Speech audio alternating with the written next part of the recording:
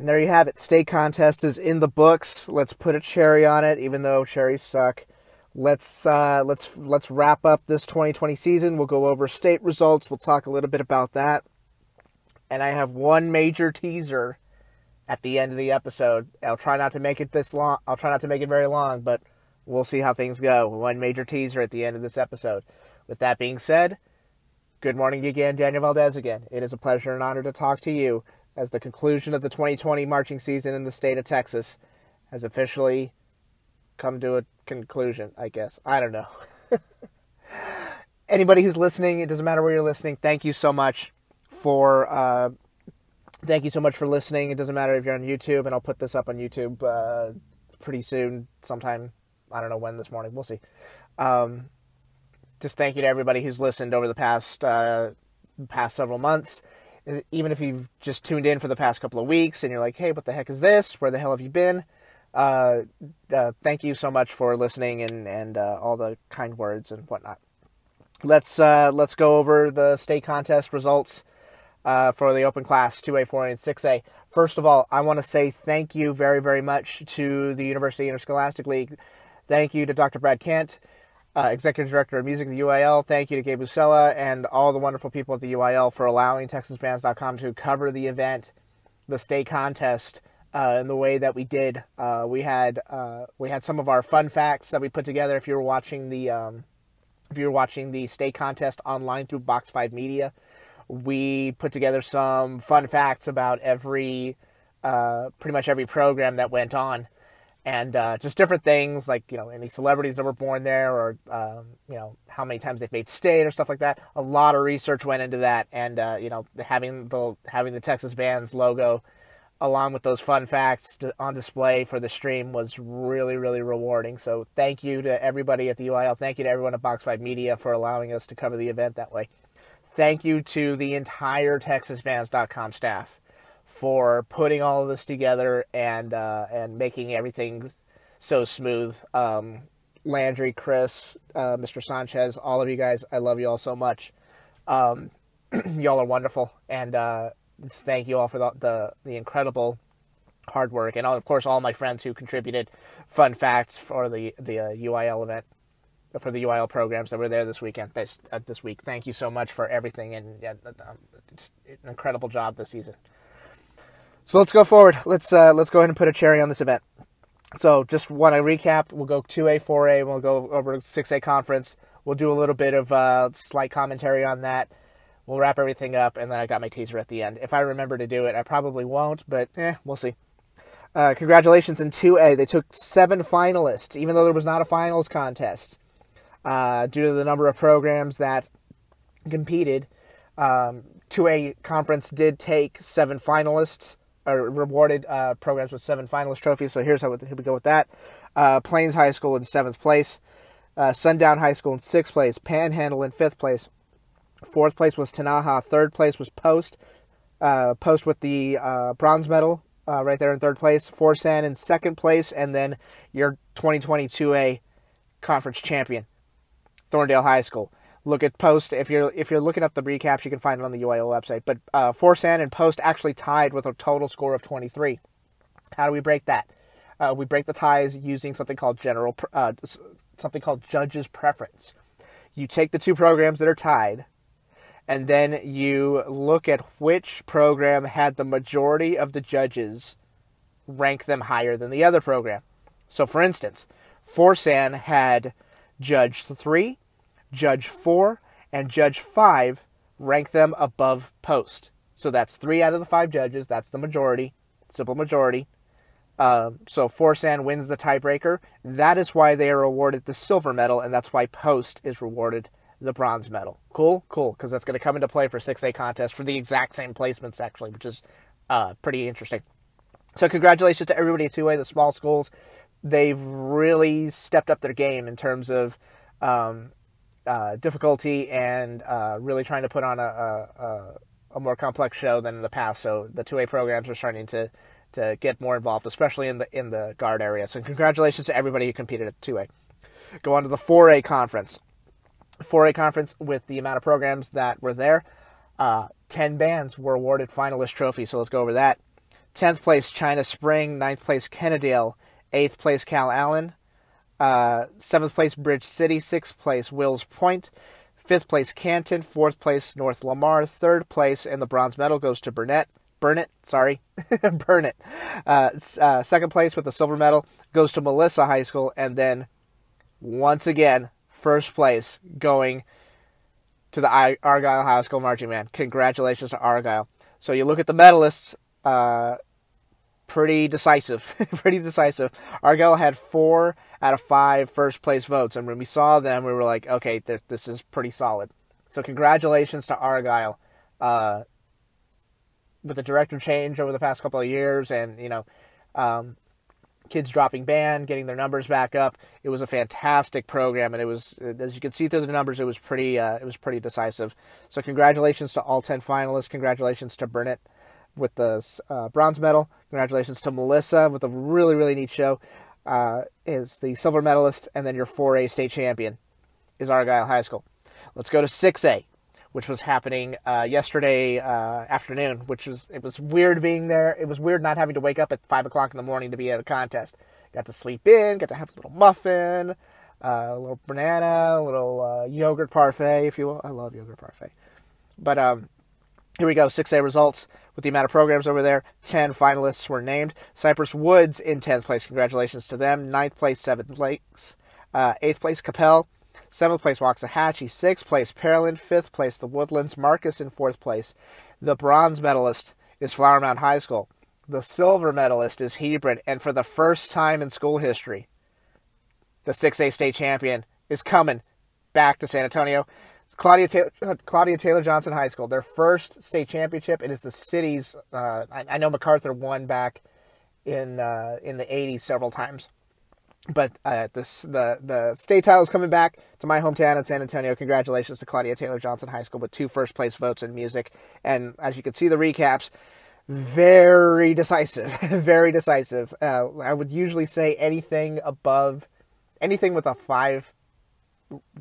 5-point gap in UIL rankings, that's usually pretty decisive. It's like, okay, there's no doubt that they won. And that was absolutely the case yesterday. Look at the silver medalist and look at the bronze medalist, Hebron and Flower Mound. Both of them tied with a total score of 18. We do judges' preference, which had the majority of judges which program had the majority of judges rank them above the other program.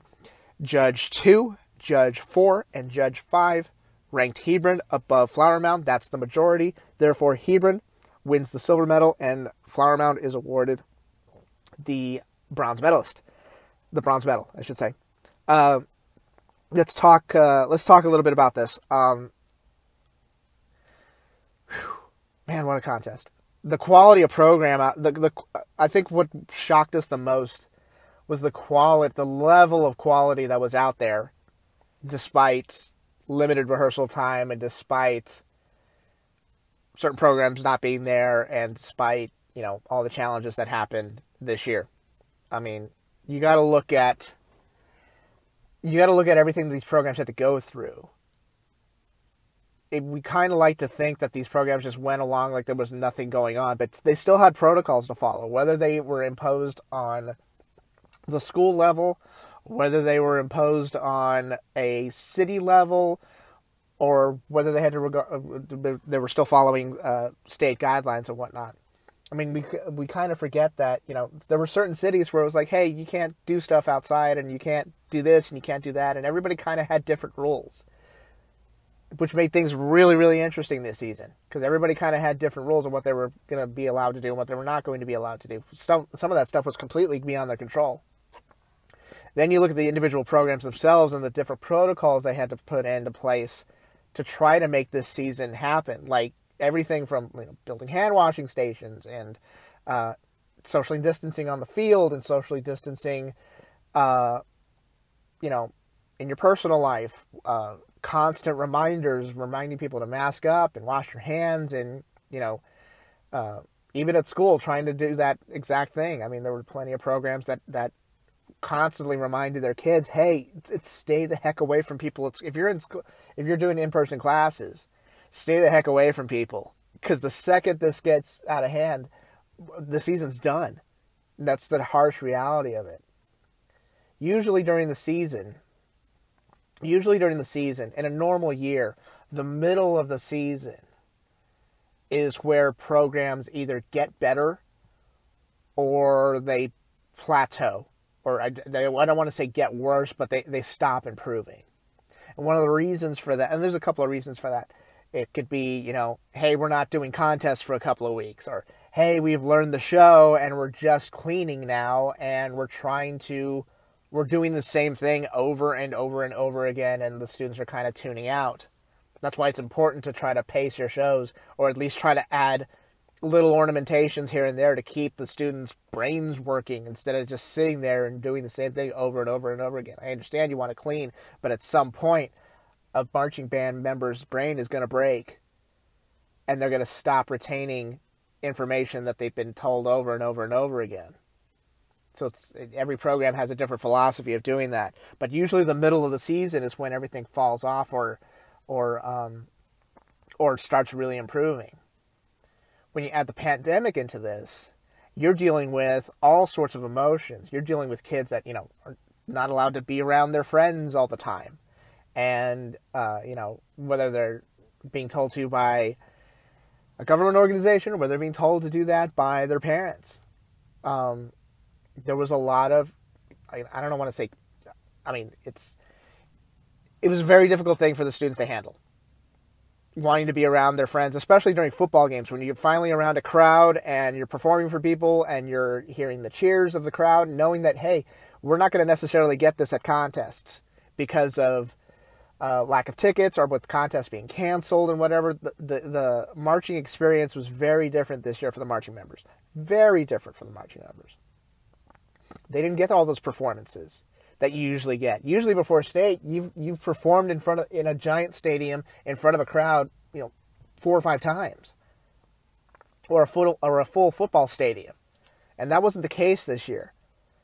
So I was worried that maybe the performances would be a little uninspired because of just programs not being used to performing. I mean, remember, you've got freshmen in the program that are not used to seeing. They're in the stadium for the first time. They're not used to the performance. They don't know what it's like to look up there and see thousands of people in the stands just listening and watching you. But when we looked at the state contest, we realized the quality of the performances out there was really, really good. And that's a testament to everybody who performed this year. That's a testament to all of the protocols and the just trying to be as creative as possible. This is something that's very underrated.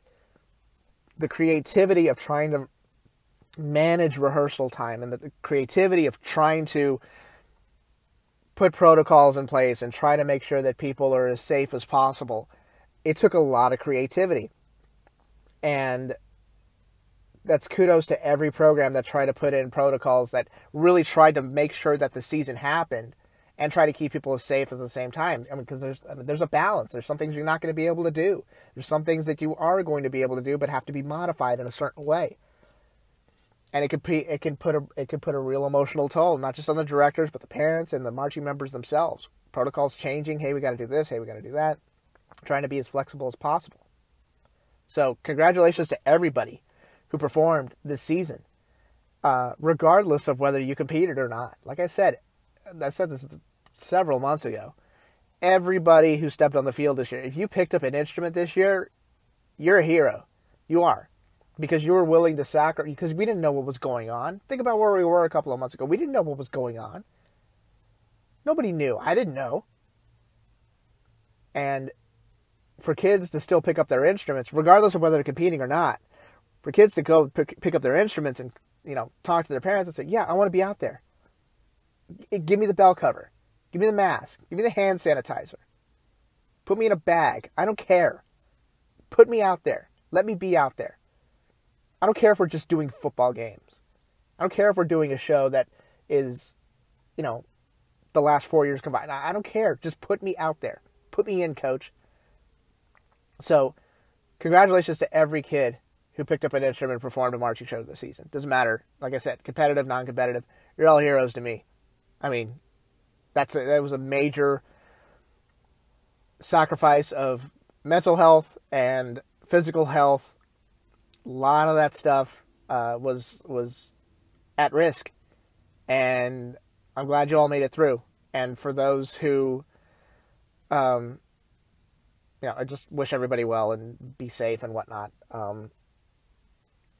Just congratulations to everybody, and congratulations to our state champion, Claudia Taylor-Johnson. I went to a couple I'll go ahead and let you insight on a little thing. I did go to a couple of their rehearsals, and thank you to their staff and thank you to their parents for, letting me attend those things, without, kicking me out of the stadium.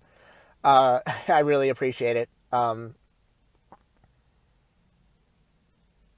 didn't think I was going to be able to do that this year.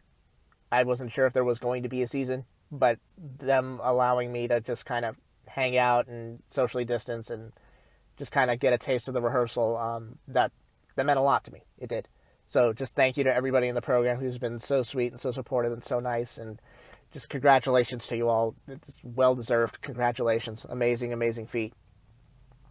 I'm done here for the state contest. Everything seemed to be really well run in terms of social distancing and people wearing masks in the dome. I know that there were, like I said, there were a ton of ushers out there holding up signs for you to wear your mask and making sure you were sitting in proper seats and making sure you weren't sitting in rows that you weren't supposed to. And, they weren't afraid to tell you that. And I warned you all of that last week. So it looks like the Alamo Dome did a fantastic job, and the UIL did a really, really good job of trying to make sure everybody was as safe as possible. When we were in the press box area, we were all pretty distanced from everybody that was around there. There weren't that many people up there, just simply because there weren't that many chairs up there. So thank you to UIL for keeping us safe as possible during the contest. And thank you for allowing us to cover the event in the way that we did. So if y'all got to go to the event, I hope you had fun, and I hope you all stay safe the rest of the year up until going through 2021. Don't stop being safe on December 31st. Keep being safe. Here's the teaser. You ready for this? There is a major announcement coming down. A major announcement coming down by the end of the week. By the end of the week, there is a major announcement coming down. Not going to tell you who it's from or what it is or anything like that. Just know that this is going to be something. I'll put it to you this way. If you thought 2020 was not normal, 2021 is going to be way more normal. It'll probably be normal, but a lot more normal. I don't know how to describe it. I don't know. A major announcement's coming down this week. You'll see posts from TexasFans.com. You'll see all that stuff. I promise, because this is going to be a very, very big deal that's going to affect every single program in the state of Texas. And when it comes down, I'll jump on here. We'll talk about it, because there's going to be a lot to talk about. So let's get ready for that. Congratulations to everybody who performed this season. Thank you so much for your support. Thank you so much for performing, for viewing the live vlog this year. I don't know why my words are so twisted. Live blog successful as usual. Thank you to everybody who shared it and talked about it and sent us messages and well wishes and all that stuff. Thank you so much. We will be doing it next year, I promise, in some capacity. More on that to come. Just thank you to everybody who supported that. Thank you to everybody who supported this little program here. I really, really appreciate it. Just thank you so much for everything that you've sent in. And, you've sent in hand sanitizer, and you've sent in masks and T-shirts and notes and letters and stuff. And every single one of those I've held on to. There's a little table right beside my bed, and all of your cards, all of your notes, everything is there. It's there. And I cannot thank you enough for your support. Just know that I ain't throwing those things away for a long time. So just thank you so much to everybody who's reached out and thrown their support this way. Thank you so much. I'm done here. 2020 season is done. I'll jump back on in a couple of days. big announcement coming down at the end of the week. I hope you're ready for it. And I'll talk to you very soon. Take care. Adios. Bye-bye.